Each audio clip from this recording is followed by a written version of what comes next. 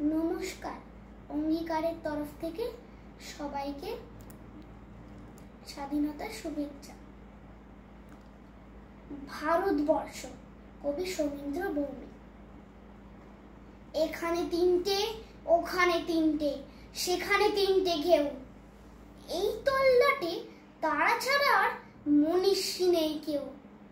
হারে রে রে রে রে চিৎকার শুনে সবাই পগার পার।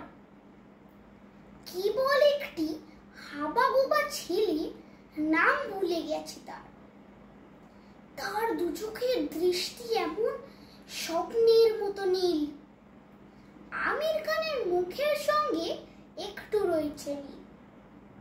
সবাই ধরলো, মারলো, বলল বল জয় সিয়ারাম। ছেলেটা বলল রবীন্দ্রনাথ, নজরুল ইসলাম। আরো একদল বলল বলতো আল্লাহু আকবার।